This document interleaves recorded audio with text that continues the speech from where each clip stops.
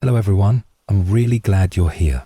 Tonight I want to help you let go of the day and ease into rest. I know many of you use these videos to fall asleep, and it means a lot to be part of your nightly routine. So, if you haven't already, take a moment to like the video and subscribe. It truly helps. Now, settle in, close your eyes, and let's begin. Story 1. The Cigarette. A few years ago, when I had just turned 18, my life took a sharp turn. I had always been known as the golden child, obedient, academically gifted, respectful, and never the one to stray from the rules. I didn't smoke, didn't drink, and certainly didn't stay out late or talk back. Everyone, from my family to my friends and even their parents, considered me the perfect kid. But behind that flawless exterior was a storm quietly brewing. I had been prescribed heavy medication due to health issues, and soon enough the side effects began to ripple through my emotions and my sense of self. Depression settled into my bones like a cold fog, numbing me from within. I stopped attending school. I started staying in bed all day, not speaking to anyone. Slowly, I began to reach out to strangers on the internet, seeking a kind of connection that felt absent from my immediate world. At first it was harmless, just chats online with a variety of people. I would talk to someone until they bored me, then drift toward another.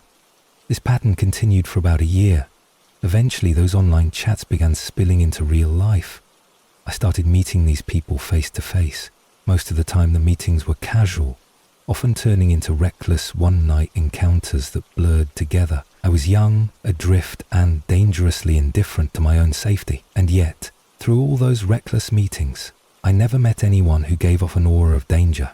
That was true until I met one particular man who, unknowingly at first, would shake me to my core. At the time, I wasn't committed to anyone. I was simply passing through digital conversations and letting myself be pulled toward whatever seemed interesting or entertaining for the moment. He reached out to me in the usual way, and at first everything seemed typical. He asked about my hobbies, what I liked to do, and about my lifestyle. I told him that I didn't smoke or drink, not because I was naive, but because I had tried them before and simply decided they weren't for me. He seemed surprised, almost too surprised, and he kept circling back to that detail as if it were fascinating or problematic. We talked for a couple of weeks. Somewhere in those conversations I opened up about my depression. I didn't expect much, maybe some pity or just silence, but instead, he began to suggest that I try smoking again, claiming it would help me relax, help with my anxiety. I politely declined, but he kept suggesting it, gently at first, then more insistently.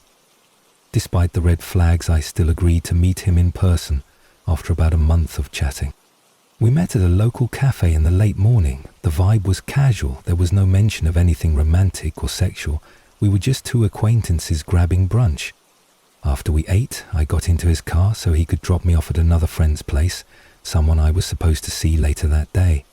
It was a good 45-minute drive. I settled in, picked some music, and leaned back, trying to enjoy the ride. A few minutes into the drive, he offered me a cigarette. I said no. He offered again. I declined again, but he kept insisting. Eventually, just to shut him up, I accepted. I opened the box and noticed something strange. There was only one cigarette inside. I hesitated, jokingly telling him it was his last one, and maybe he should keep it for himself. He said no, that he wanted me to have it. I pulled it out and realized it looked odd. It didn't look like a normal cigarette. It looked hand-rolled, not store-bought. But I wasn't experienced enough to be sure. I lit it anyway and took a few drags. Immediately I felt nauseous. Not the typical dizziness from nicotine. This was deeper, like something wrong was coursing through my body. I could only manage to smoke half of it before I handed it back to him. He didn't smoke it. Instead, he put it out and tossed it away without a word. That was strange. Why offer it so adamantly, then not smoke it himself? I brushed it off, trying not to overthink, and just stared out the window. But as the ride continued, things took a turn for the worse. About 30 minutes in, I felt truly sick. My body began to tremble. I was sweating, my head was spinning and my vision blurred. I could barely keep my eyes open. I told him I felt unwell and that we should go to the nearest hospital. But he told me to relax, to lie back and breathe. His voice was too calm, too in control. I asked him to pull over, to stop the car and let me out. He refused. Something was very wrong. My hands instinctively went to my phone. I opened it and began to dial for help. As soon as he saw what I was doing, he pulled the car over abruptly. I flung the door open and stumbled out. I couldn't even stand. I sat down on the roadside, shaking and half-conscious, and called the person I was originally supposed to meet. He didn't hesitate. He drove straight to my location, found me crumpled on the side of the road, and took me to his home. I remember throwing up all over his floor, again and again, until my stomach was empty and I could barely breathe. He stayed with me the whole time, bringing me water, electrolytes and comfort, while urging me to go to the hospital. But I refused. I was terrified, not just of what I had smoked, but of what it might mean if I went to the hospital. I kept thinking about my parents, about how disappointed they would be, about how this one reckless decision might unravel everything I'd ever worked to present to the world. So instead of seeking professional help, I just laid there on the couch for hours, purging whatever that cigarette had done to me, letting the storm rage through my system. I don't know how long I lay there, only that eventually the sickness passed. I was weak, humiliated but alive. I never heard from that man again, and I never wanted to. He vanished like a ghost, leaving behind a trail of questions I never truly wanted answered. What had he given me? What had he planned if I hadn't fought back? I try not to let my mind wander too far down those roads. The unknowns are darker than anything I could stomach. All I know is that I was lucky. Very, very lucky. The strange twist in all of this is what came after. The man I had originally planned to visit that day, the one who picked me up from the roadside, the one who nursed me through the worst of it, never left my side again. Through all the shame, the vulnerability and the fear, he showed me nothing but compassion. He never judged me, never lectured me. He just stayed. Over time, we grew close. Our friendship deepened into something more, and today, years later, I'm married to him. It's strange how life works like that, how something so terrifying, so damaging, can lead you to the person who truly sees you. I don't think about that cigarette anymore. I don't want to. But I do think about the man who sat beside me while I fell apart, who didn't flinch when things got ugly, who saw the worst of me and still chose to stay. To this day, I still can't explain exactly what happened to me in that car. I don't know what I smoked. I don't know what his intentions really were. Maybe it was laced with something far worse than I'll ever know. Maybe he was testing the waters for something even darker. But all I can say now is that intuition matters.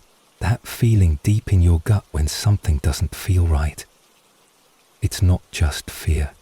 Because it's protection, and in a moment of paralysis, that instinct is all you have. I don't pretend that I was wise or brave back then. I was broken, searching for meaning in all the wrong places. But sometimes fate intervenes. Sometimes someone finds you at your lowest and helps you rise again. And even though I wish I could erase the fear of that day, I wouldn't trade the ending for anything. Because from the darkest moment of my life came a light I never expected. Story 2. The Blurred Woman in Louisville. It was the summer of 2021 when something happened that I still can't rationalize no matter how many times I revisit the memory. I had traveled to Louisville on business and was staying just a few blocks from the Nulu area, not quite as far as Bardstown. It was an ordinary day, bright and mild for July, and I stepped outside into the parking lot for a quick smoke. While on a casual phone call with my mother, the parking lot wasn't remote, quite the opposite. It was positioned at a crossroads, where several busy streets intersected. Cars rolled by, voices in the distance hummed with the city's life, and nothing felt out of the ordinary. That is, until I suddenly felt something cold grip my spine, an indescribable sense of dread that consumed me in a matter of seconds, like the atmosphere itself had shifted. I looked up and saw a woman walking on the sidewalk across the street. But walking isn't quite the right word. There was something terribly off about her movement. It was as if she was pretending to walk, mimicking the motion without truly understanding it. Her legs, in proportion, seemed too long for her body, or maybe it was just that they moved awkwardly, like someone stumbling along on stilts for the first time. Her arms moved in a disjointed rhythm, sometimes appearing too long, then too short. It was as if she were flickering between realities, struggling to hold her form together. To make it worse, I couldn't see her clearly. It was like she was out of focus, even though the air was clear and the lighting was perfect. My eyes strained to focus on her, but the more I tried, the less real she became.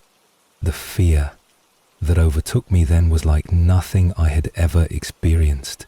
I'm a 6'1", 250-pound man. I don't scare easily. I've faced confrontation, I've been alone in dangerous places, and I've never felt fear like this.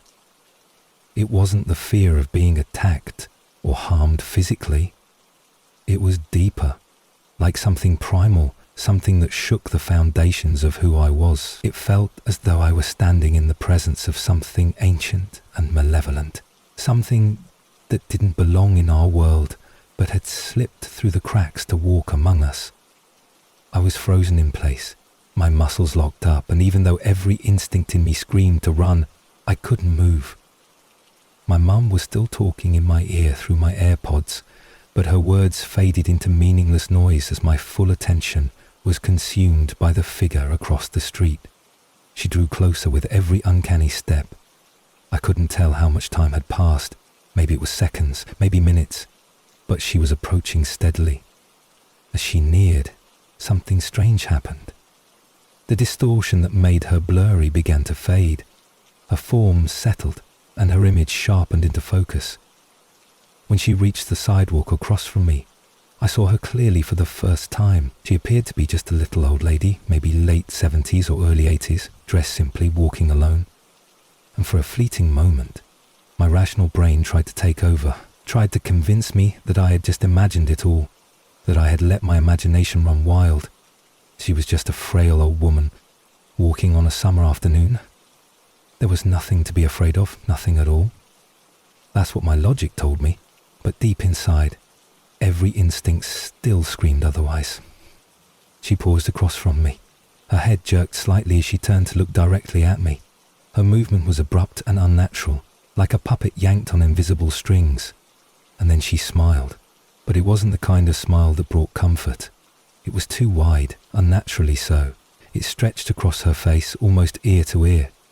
That smile was what shattered the last of my composure. It broke whatever invisible grip had held me in place. I turned and ran. I didn't think. I didn't look back. I just sprinted down the street like my life depended on it, not stopping until the building was completely out of sight. My heart was pounding in my chest like a drum, and it was only then that I realized my mum was still on the line, shouting my name, asking if I was okay. She told me that I had gone silent, then suddenly screamed. I didn't remember screaming, but I must have. My entire body trembled as I explained to her what had happened. She listened quietly, then begged me not to return to that area. I had no intention of going back. I hailed an Uber and had them take me straight to my hotel. That night, I lay in bed, staring at the ceiling, replaying the scene over and over again. Was it a hallucination? A trick of the mind? I didn't drink. I didn't use drugs. I had no mental health conditions. Nothing in my life could explain what I saw. But even as I tried to convince myself that it had been a mistake, a misunderstanding, the image of her, that smile, wouldn't leave me. The next morning, I arranged another Uber and had them drop me off directly behind my parked car, as close as possible to avoid walking through the same area again. I jumped into the driver's seat, started the engine and peeled out of that parking lot like I was being chased. I couldn't escape Louisville fast enough. In the months that followed, I returned to the city a few times for business, but I never went near that area alone again. If I had to pass through, I made sure I wasn't by myself. And even then, I avoided that block with every fibre of my being. No matter how hard I tried to rationalize it, no matter how many times I told myself it was just a woman, something inside me knew the truth. But that was not just an old woman. That was something else entirely.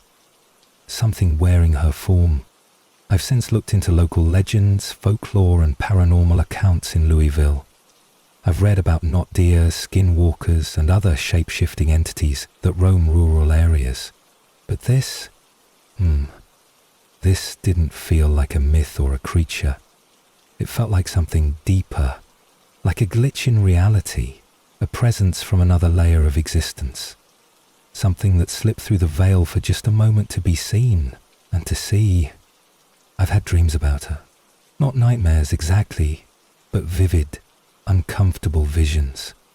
In them she walks toward me slowly, never speaking, never changing her expression, just that endless smile, staring with eyes that don't blink, as the world around her distorts like water disturbed by a stone. I'm not the kind of person who usually believes in the paranormal.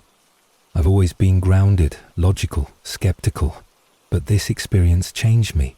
It showed me that there are things we can't explain, things our minds aren't built to understand, and sometimes those things find their way into our world, not to harm us outright, but to remind us that we are not alone, that the boundaries between our reality and something else are thinner than we imagine. I don't know what she was. I don't know what she wanted. But I know what I saw. And I will never forget the way her face looked when it finally came into focus. Story 3, The Man at the Office Doors. It was during my 9th grade year at a school I tried to forget. A school buried in one of the more dangerous parts of the city.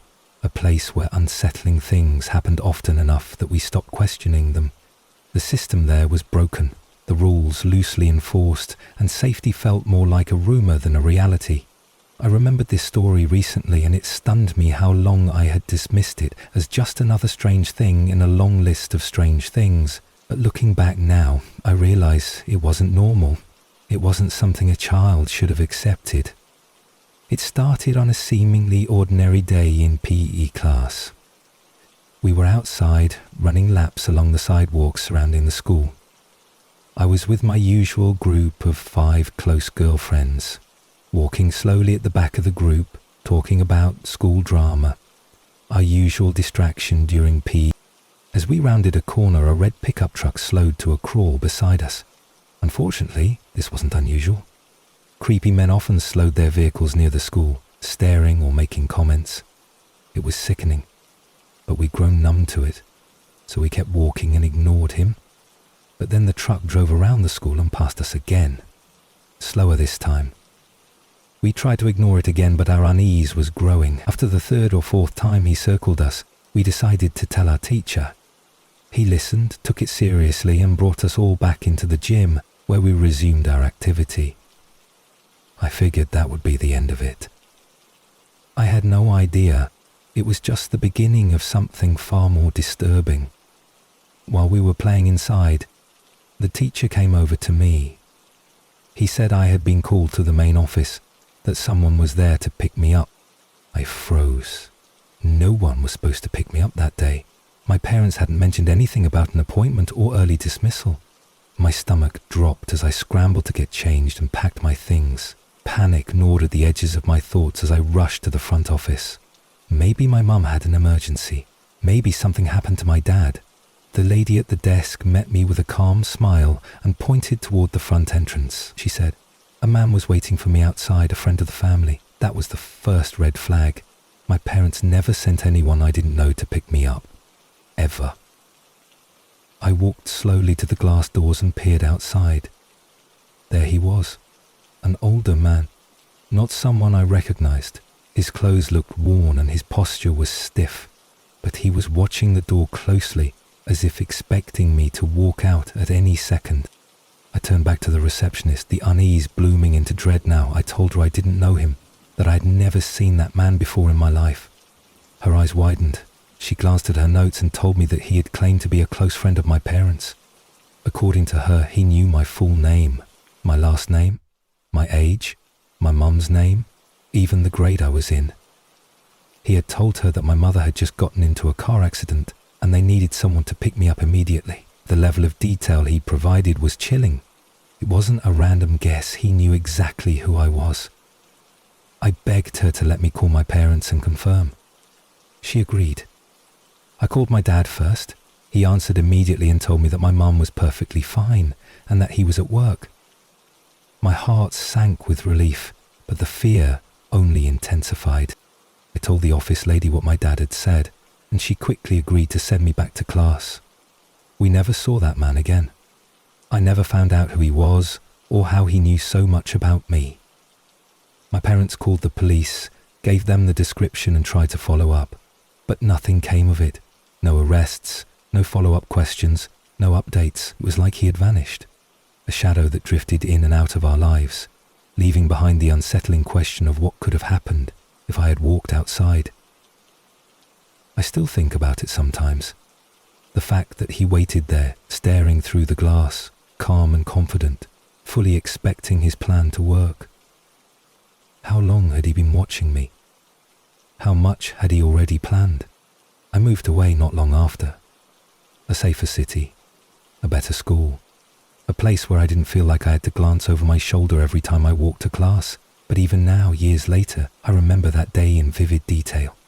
The way the sunlight bounced off the front doors, the look of confusion on the receptionist's face, the man's silhouette standing so still like he belonged there, and the way he knew all those details, things I thought only people close to me would ever know. I started questioning everything.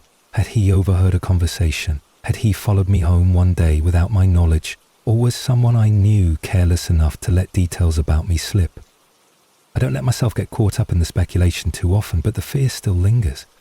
It hides in moments when I see unfamiliar cars parked too long outside my house. It echoes when someone calls my name unexpectedly in a crowded place.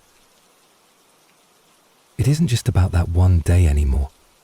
It's about the knowledge that danger can wear the face of familiarity, that someone can walk into your world armed with the right words and nearly pull you into something you may never return from. That close call changed something in me. It made me vigilant. It made me cautious. But more than anything, it reminded me that sometimes when your instincts scream at you, you need to listen, because you may only get one chance to walk away. I've locked that memory deep down for years, letting time blur its edges. But recently, as I passed an old school building, something about the glass doors brought it all rushing back. And I thought about that girl I was, the one who walked to the front of the school alone, heart pounding, thinking her world was about to fall apart for one reason, only to find it nearly did for a completely different one. We live in a world where danger doesn't always wear a mask. Sometimes it wears a smile, speaks your name, and pretends to be someone you should trust. I don't know what would have happened if I had walked out those doors, but I thank every force in the universe that I never found out. Story 4. The flip-flops on the balcony. Back in 2016, I was 14 years old and living with my family in the Fiji Islands. That Halloween turned out to be one of the scariest nights we've ever experienced. It all started on the evening of October 31st. I was at my school, attending a Halloween-themed event, while my mum, dad and little sister were headed to a nearby family friend's party. It was supposed to be just another fun, ordinary night, but fate had other plans. Later in the evening, around 9 p.m, my dad came to pick me up. My mum and sister, however, were dropped off at our house instead, because something unusual had happened. The security alarm was ringing again. This had happened before, and because the house was empty, my parents took it seriously. They contacted our local security company and waited outside in a van with 3 guards before entering. The house sat quiet and everything seemed normal at first glance. My mum opened the front door, letting the guards sweep through the interior. Each room was inspected, under beds, inside cupboards, even the closets, and nothing was found. No one was hiding. No evidence of forced entry. My little sister stuck close to my mum, flashlight in hand, both of them double-checking every possible corner as the guards moved outside. They examined the basement, the backyard, and even peered behind garden hedges. Still nothing. At that point, they thought it was probably just another false alarm. My mum turned on all the lights in the living room and moved to the balcony to open the window gates. That's when everything changed. As she approached the balcony door, key in hand, something caught her attention. A pair of flip-flops on the ground near the keyhole. Her stomach dropped. She bent down, focusing on the flip-flops, but there was more. Just beside the footwear, she noticed 2 pairs of legs, very much human, pressed tightly together and tucked into the corner of the balcony, barely concealed behind a piece of outdoor furniture. Her heart stopped. The realization hit her like a thunderclap. There were 2 people hiding on our balcony. She screamed instinctively, yelling out to the guards that someone was outside. The intruders, startled, leapt over the railing and into the garden below. One of the guards gave chase and managed to catch one of the men momentarily, but the second intruder was quick, agile, and soon both of them disappeared over the backyard fence and vanished into the forest beyond. My mum stood trembling, clutching my sister to her side, shocked and panicking over what might have happened had she not looked down. The police were called immediately. They arrived within minutes, thankfully. We lived only about 100 meters from the nearest station. The officers took statements and began a search of the area, hoping to track the men, but they had already melted into the dark foliage. Back on the balcony, the guards found more than just the flip-flops. There were socks, likely used as gloves to avoid leaving fingerprints, and 2 large knives hidden in the shadows. The implication was terrifying. These weren't just burglars, these were men prepared to hurt someone. My mother's voice trembled as she described what she saw. Her tears didn't stop for hours. Even the security guards seemed shaken. We all knew. If she had opened the balcony window without noticing the flip-flops, without seeing the legs, we could have faced a very different night. A horrific one.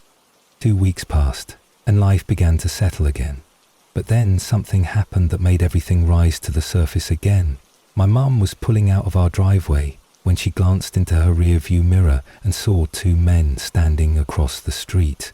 She was almost certain it was the same 2 who had jumped from our balcony. The shorter one wore a new hat, but she recognized the shape of his jaw, his posture. The other had on brand new flip-flops.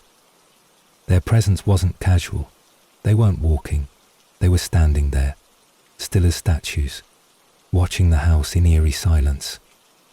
She didn't wait to confront them. She drove straight to the police station reporting what she saw. But by the time officers arrived back at the house with her, the men were gone again. Once more, no trace. And we were left with nothing but fear and speculation. It haunted us for months. How had they gotten onto the balcony in the first place? Well, as it turned out, there was a structure just beside the balcony. 2 wooden poles connected by an odd, flat plank. It wasn't there for any real purpose, just an old part of the architecture, ignored by the landlord despite repeated requests from my dad to have it removed. I had used it before myself, years later as a teenager. Back then at 15 or 16, I was already over 6 feet tall and could climb up to the balcony using the plank, usually when sneaking out to visit my girlfriend. I knew firsthand how easy it was to access, and that made the reality all the more chilling. These men didn't need to break down a door or force a window. They simply climbed up and waited, hoping someone would open the balcony and let them in. After that night, I changed. Even though I hadn't been there for the actual event, the story embedded itself in my memory like a recurring nightmare. The idea that 2 armed strangers had crouched, hidden on our balcony, waiting for who knows what, was enough to give me insomnia for weeks. My mum was never the same either. She double-locked every window, checked every corner before bed, and rarely let my sister out of her sight. We were lucky, that much we knew, but luck is a fragile thing, and we had learned just how close we had come to losing it. Living in a tropical paradise like Fiji had never felt dangerous before, but now the garden, the balcony, the dark forest beyond the fence, They all held a shadow that hadn't been there before. Eventually we moved. Not right away, but the desire to leave that house grew stronger with every passing week. I later moved to Australia, where I live today. I'm older now, more independent, and I've never had to experience anything like that again. But I do find myself checking locks a bit more often. I triple check that the balcony doors are sealed. I don't ignore small details like a pair of flip-flops in odd places. You never know what they might be warning you about. The incident is a part of our family history now, a lesson written in adrenaline and relief. My mum still talks about it sometimes, her voice soft and trembling when she remembers the moment. She saw those legs tucked into the shadows. We never got closure. The men were never caught. But we did get something else. A second chance, and a sharp, permanent instinct for survival. If you're reading this and thinking it sounds like a movie, I wish it were. I wish it was just a campfire story, a nightmare we could wake from. But it was real. The knives, the socks, the flip-flops. The panic in my mum's voice, the aftermath. Real. And though years have passed, I still find myself walking through the memory sometimes. Back to that balcony. Back to the quiet flicker of lights in a home that had no idea what was waiting just beyond the glass. Not every monster needs to break in. Sometimes they're already waiting for you to unlock the door. Story 5. The Creature Beyond the Firelight. It started 19 years ago, back when I was just a teenager. I'm 38 now, and I can still feel the weight of those nights pressing on my chest when I close my eyes. It was a summer evening, warm and buzzing with the sounds of nature, and a few of us were camping behind a friend's house, just a few hundred yards from his backyard. The fire was already crackling, the sky painted in stars, and the field that divided us from the house was filled with hay that year. There was something so peaceful about it. Just a group of kids, laughing, talking, telling stories under the open sky. We had met a girl earlier at Lake Michigan, and she had joined us for the night. She was friendly, curious, and decided to sleep in the tent while the rest of us stayed out by the fire. None of us had any clue what we were about to encounter. It began with light. A sudden, powerful beam descending straight down onto our group. It wasn't a flashlight. It wasn't a car. It was too high up, too steady. Our first instinct was to panic, scrambling to our feet as a strong gust of wind rushed through the trees. We told ourselves it was probably just a police helicopter scanning for marijuana fields. A logical excuse our rattled minds could latch onto, so we laughed it off and laid back down, trying to settle our racing hearts. But only 10 minutes later, everything changed. A sound split through the night. A screech, high-pitched and unnatural, followed by a heavy thud on the forest floor.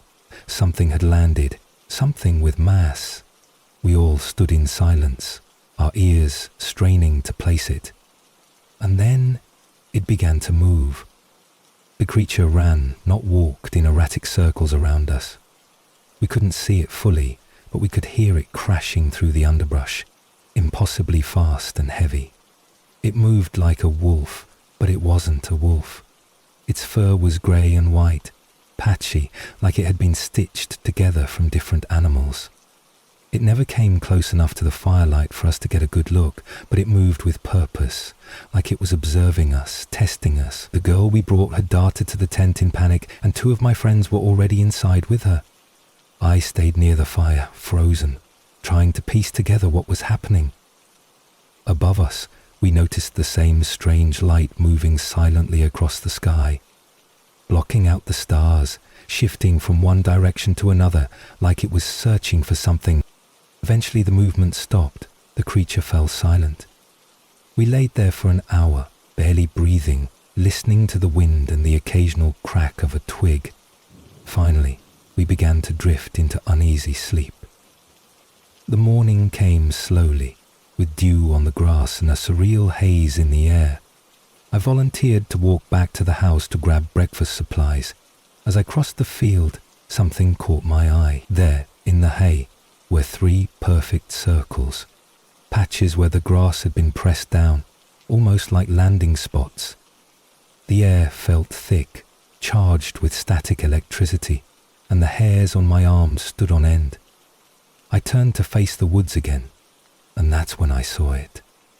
Across the field, about 250 yards away, standing just beyond the tree line, was a creature that defied explanation. He was tall, 6 or 7 feet at least, and stood on 2 legs.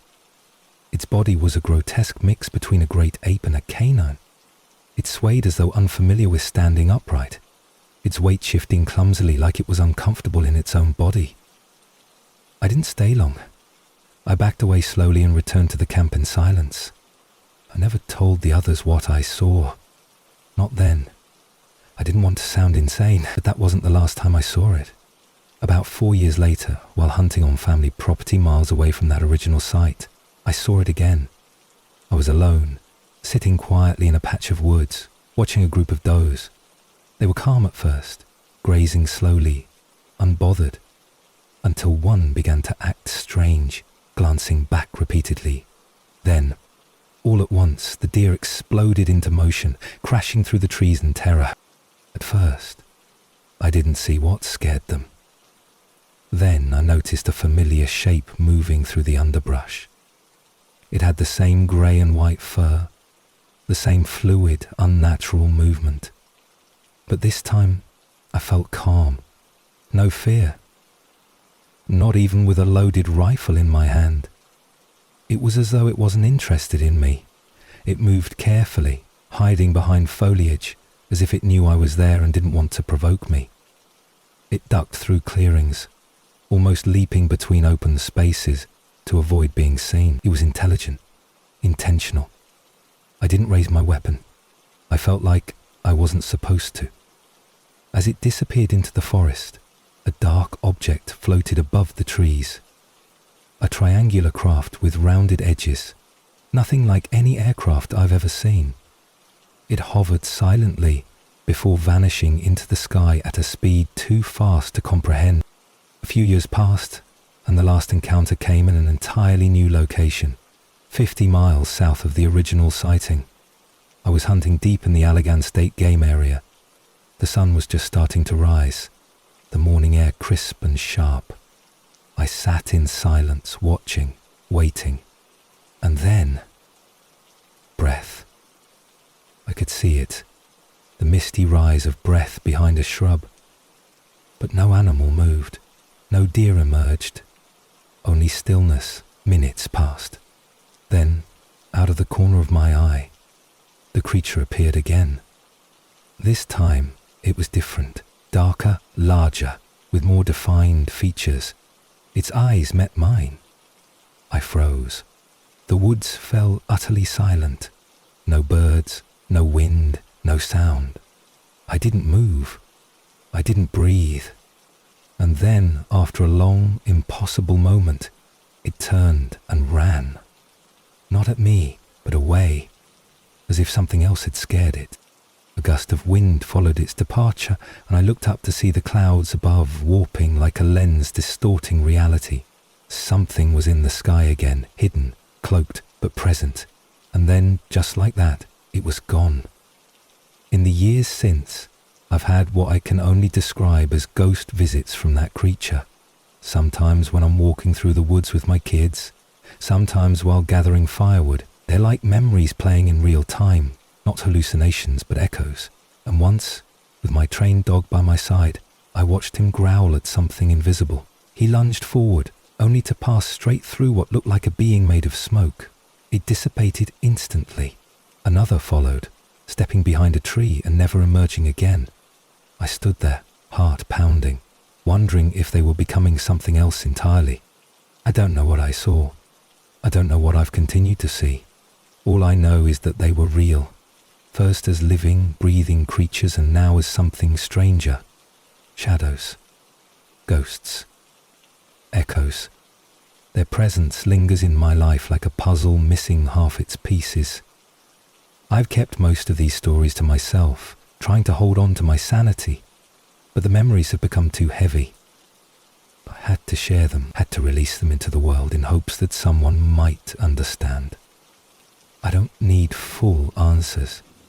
just the comfort of knowing I'm not alone in this strange, overlapping reality. Because some things don't leave scars, they leave questions, deep ones, that no light ever quite reaches. Story 6. The Man in the Hallway and the Shadow by the Bed. I moved in with my best friend a little over a year ago, into an old trailer home nestled among trees and silence. It was a quiet place most of the time, aside from the typical creaks and groans that old homes tend to make. But there were nights when the sounds changed, when they didn't feel like the casual settling of old boards or shifting temperatures. Sometimes I would lie awake and hear what sounded like footsteps in the kitchen, or slow movement in the hallway. I always told myself it was the wind or my imagination. I didn't mention it to my friend. She scares easily, and I didn't want to spook her or feed into anything I couldn't explain. But one night, everything escalated into something I couldn't just ignore. It was close to midnight. I wasn't even in my room. I had stepped out to smoke and use the bathroom. The house was dim, bathed in a quiet that felt deeper than usual. As I left the bathroom, I paused in the hallway, hand on the doorknob, when I heard it. Clear, heavy footsteps moving across the kitchen floor. It wasn't a creak or the wind brushing against a loose shutter. It was the distinct sound of a person walking, deliberate, weighty steps that moved from one part of the kitchen to another. I froze. My first thought was that it had to be my friend. Maybe she was getting a snack or some water. But when I glanced into her bedroom, I saw her shape under the covers, motionless, peacefully asleep. That realization chilled me. My mind raced. If she was asleep, then who was walking in the kitchen? My second thought was that it could be an intruder, but that didn't make sense either. We had a German Shepherd, fiercely protective and hyper-aware of any movement around the house.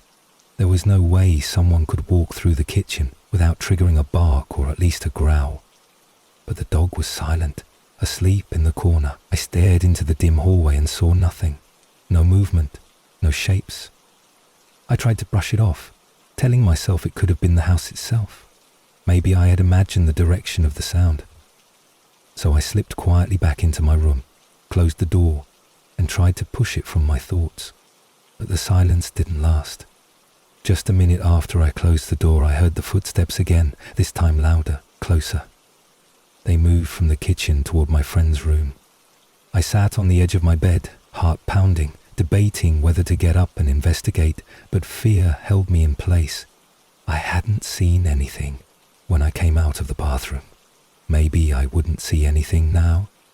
Still, something about the timing didn't feel random. It felt intentional, like it was responding to my presence, letting me know it was there. Eventually, the house fell quiet again, and somehow, I managed to drift off to sleep, though not without unease curling at the edge of my thoughts. The next night, something happened that made my blood run cold. Just before bed, my friend turned to me and asked a question that came out of nowhere. Have you ever seen figures in the house? Like just their shape or strange noises? My breath caught. I stared at her, trying to play it cool, and asked why. Her response left me stunned. She said she'd woken up in the middle of the night and saw a figure standing on the other side of her bed. A man, silent, still, just watching her. She described him clearly. Tall, with something on his head that looked like a turban or a bundle of dreadlocks twisted up. She wasn't scared, she said, just unnerved. She closed her eyes, hoping it was a dream, and went back to sleep. My mind immediately jumped back to the footsteps, to the moment I stood in the hallway listening to something walking toward her room. What she described reminded me of shadow people. I'd had experiences with them before, always in silence, always at the edges of my vision. But this felt different. It wasn't a fleeting shape caught in peripheral vision. It was a clear sighting, shared by someone else, on the exact night I heard those heavy, impossible footsteps. I hesitated to tell her what I had heard. I didn't want to make her afraid of her own home, but the pieces of the puzzle were clicking together in ways that felt too precise to ignore. We weren't imagining things. There was something here, something watching us both. In the days that followed, the air in the trailer began to feel heavier, like it was holding its breath. We didn't talk about it again, not directly, but we both moved a little more carefully. We checked the locks more often. We started turning on lights before walking into rooms, no longer trusting the silence. I spent more time outside during the day, trying to convince myself it had all been a dream, but the house had changed. It wasn't just creaky anymore. It had a presence, the kind that made your skin crawl even when everything around you was still. I started to wonder if the house was always like this and we had just started noticing, or if something new had entered, something that wanted us to know it was there.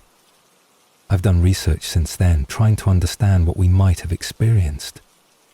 Shadow people, sleep paralysis entities, shared hallucinations, but nothing fully matches. The timing was too exact, the descriptions too vivid, the fear too real, and the house with its long, narrow hallways and windows that never quite shut tight still feels like it's holding a secret. Maybe it's not dangerous, maybe it's just watching, but the memory of that night, of hearing those steps, of seeing her asleep while someone else moved nearby, has carved a permanent place in my mind. It's a reminder that not all haunted places scream. Some just wait. I don't know what she saw. I don't know what I heard, but we both felt it. That's what matters. Whatever it was, it walked beside us for at least one night, in the soft, dark quiet of a forgotten home. And whether it was something passing through or something that had always been there, it left its mark. Quiet things often do. And long after the steps have faded and the shadows retreat, that silence lingers. He stays behind, breathing softly just out of sight. Story 7. The Dancing Man in the Church Parking Lot. It was the summer of 2019, and I was 15 years old, spending a weekend with my best friend in her quiet little village. Everything about the town felt peaceful, the kind of place where people still smiled at each other in the streets, where neighbors knew your name, and nothing unusual ever happened. We had spent countless sleepovers together, doing what most teenagers do, gossiping about school, watching movies, and dreaming about the future. That night, we decided to bake cookies around 10 o'clock, only to realize halfway through that we were missing a few ingredients. So, as we'd done many times before, we grabbed some cash and decided to walk to the nearby convenience store. It was only a 5-minute stroll, and although it was dark, the village felt safe, even comforting under the hush of night. As we walked along the main road, laughter bubbled between us, nothing out of the ordinary. The street was quiet, with few lights other than the faint orange glow from the parking lot of a nearby abandoned church. The church itself was from the late 1800s, long since closed, but protected due to its historic status. It loomed like a ghost from another century, and we often passed it without a second thought. But that night, as we approached the sidewalk in front of it, we both heard something, faint, drifting through the air, soft, eerie classical music. It was so quiet it almost seemed imagined, like the memory of a tune rather than something actually playing. We turned instinctively toward the church lot, our steps slowing. That's when we saw him, a tall man, alone in the church parking lot, dancing to the soundless rhythm of the night. He moved like a performer on a stage, twirling and stretching in perfect, deliberate ballet motions. His clothes were torn and filthy, and he looked as if he hadn't bathed in months. Yet there he was, graceful and haunting, dancing under the dim lights as if no one else existed. The entire scene was surreal.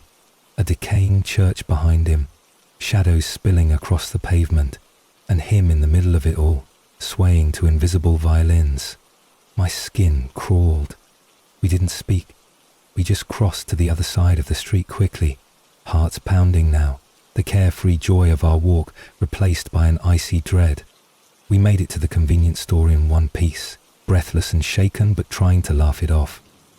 We told the woman at the counter what we had seen, this strange man dancing alone in the church parking lot, hoping she might explain it away as some local eccentric we'd never heard of.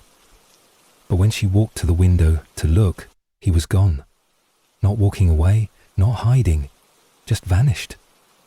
Our fear only deepened. With no phones on us, we had no choice but to walk back. But neither of us could bear to take the same route, especially knowing he had disappeared so silently. So we decided to take the long way home, weaving through the residential neighborhood behind the store, thinking we'd be safer with houses around us and more lights. The side streets were darker than expected, barely lit by porch lamps and moonlight, and we kept glancing over our shoulders, bags in hand, our nerves tight. As we finally approached her house, relief began to bloom. We were almost there, almost safe. But then we saw him again, standing directly across from her house, dancing, his silhouette twisted in the same slow, eerie ballet movements as before. He didn't speak. He didn't look at us. He just danced, right there, on the sidewalk in front of her home. I froze. My breath caught in my throat. My friend gripped my arm tightly. We were too scared to scream, too shocked to run toward her house. Instead, she whispered that she knew someone from school who lived nearby. We turned and walked away again, retracing our steps in the dark. We knocked on her classmate's door, tears running down our faces. At first, he didn't believe us. He didn't want to walk us back either, probably thinking we were imagining things. But when he saw how shaken we were, he agreed. He pulled on his shoes and walked with us toward her street. The three of us reached her house, and just like before, the man was gone. No trace, no sound, no shadow left behind. Our companion said nothing, just nodded awkwardly and walked back home. We ran inside, locking the door behind us, our hearts still pounding in our chests. Her parents listened to our story but only chuckled, brushing it off as teenage dramatics. They told us it was the safest village we could live in, that we'd probably seen someone harmless, maybe a homeless man or someone with mental illness. But something about that man didn't feel human. The way he moved, the way he vanished, the timing, the music that only we seemed to hear. How did he know where she lived? How did he get there before we did, without being seen or heard? Even years later, neither of us can explain it.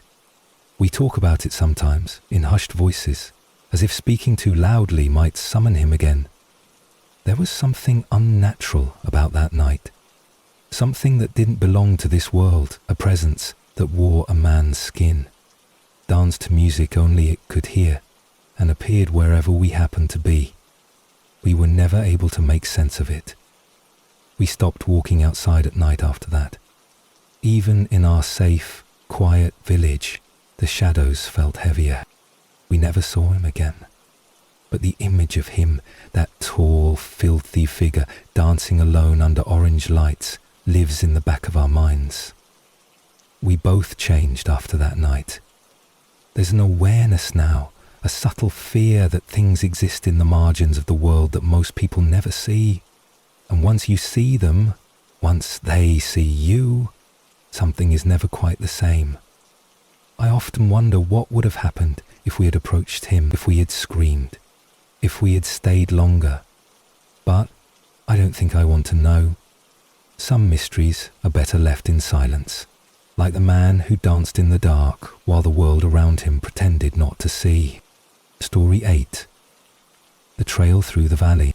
A couple of years ago, when I was around 14, I used to take a wooded trail between my neighborhood and the school I attended. It wasn't paved or marked by any signage, just a natural path that had formed over time, trodden down by students who preferred a shortcut over the long walk along the main roads. The trail stretched for about 10 minutes, cutting through a steep valley thick with trees and vines, with a narrow creek at the bottom that whispered as it curved through the rocks. The air was always a little colder there. The branches hung low, and even during the day it had a quiet that made you lower your voice without knowing why. I had walked that trail dozens of times, always alone, always in silence. But one autumn afternoon something changed. something made the familiar feel suddenly, sharply wrong. The leaves were crisp beneath my shoes, the wind light and cool, brushing over my hoodie like a cold breath. I was walking home after school, thinking about homework and dinner and nothing particularly exciting when I felt it, the unmistakable sensation that I was being watched. It was subtle at first, a tingle along the back of my neck, a strange heaviness in the air. I stopped and looked behind me. The trail curved just out of sight and there was nothing there. No footsteps, no rustling leaves, no one. But the feeling didn't go away. If anything, it intensified, as if the trees themselves were holding their breath, watching, waiting. I tried to laugh it off, told myself it was just paranoia, but something in me knew better. This wasn't just nerves. This was instinct, ancient and undeniable. I kept walking, heart beating faster now, footsteps quickening without me realizing it. Then, just before I reached the narrowest part of the valley where the trees formed a dense tunnel above, I heard it, someone calling my name. A boy's voice. Familiar, maybe? Or maybe not. It echoed strangely, bouncing off the rocks and trees, wrapping around my mind in a way that made it impossible to tell where it was coming from. I froze. My name again, clearer now, coming from just behind a large boulder to my right. I took a single step back, eyes locked on that rock, expecting to see someone I knew. Another kid from school, maybe. Someone playing a prank. But there was no one. Nothing moved.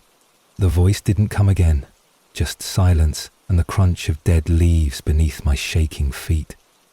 I stood there, pulse roaring in my ears for what felt like forever. The valley stretched endlessly in both directions, but that one boulder, that one shadow beside it, held my attention like a magnet. It felt like something was hiding behind it, something waiting for me to get just a little closer. I didn't. I turned and ran. I didn't look back. My backpack bounced wildly behind me and I nearly tripped twice. But I didn't stop until I was out of the valley, back in the open light of the neighborhood streets. My lungs burned and my hands shook. I told myself again and again it was just an echo, just a prank, just my imagination. But even as I said it, I knew it was a lie. Something had been there. Something that knew my name. I never took that trail again. I started walking the longer way home, even if it added 20 minutes to my walk. I told a few friends what had happened, and they laughed, not cruelly, but nervously. One of them said their older brother had once heard something strange in that valley too. Another mentioned that a few kids had stopped using that path altogether after getting creeped out. No one had answers, just stories, hints, pieces. But that feeling of being watched stayed with me, long after that day. Sometimes, even in my bedroom at night, I would get a chill, the sensation of eyes on my back, like a presence had followed me out of the woods and never quite left. I started researching strange forest phenomena, especially things known in American folklore, skinwalkers, wendigos, mimic spirits. But I lived in Norway. These were stories from the other side of the world, right? I began to wonder if maybe there was something older, something even more ancient that transcended culture and geography. Stories of spirits that could take your voice, call your name and lead you off a path that you never return from, the kind that waits just out of sight, behind boulders and trees, drawing you closer one whisper at a time. The idea chilled me more than anything, not just that something had tried to lure me, but that it knew me, that it had chosen me specifically. In the years since, I'd returned to that valley once, just to stand at the entrance during daylight. I didn't go in. I just watched the trees sway, listened to the wind whistle low through the branches, and tried to convince myself that it had all been in my head. But even from a distance, I could feel it again. That pressure in the air, that invisible gaze, the tension that wrapped around you like a warning. The valley hadn't forgotten me, and I hadn't forgotten it. Some places hold memories, even if you try to leave them behind. Some paths lead somewhere deeper than just school and home. Sometimes they lead into the unknown. I've learned to listen to that feeling now, the one that creeps into your bones, that whispers not to look back, not to step forward, not to answer when something that sounds like you calls from the dark. I never saw what was behind that boulder. I never found out who or what knew my name. And I never intend to, because sometimes survival doesn't come from bravery. It comes from listening to fear, from trusting the chill in your spine when everything else tells you to keep walking. I still believe something was there that day. Something that didn't expect me to run. And maybe that's why I'm still here to tell this story.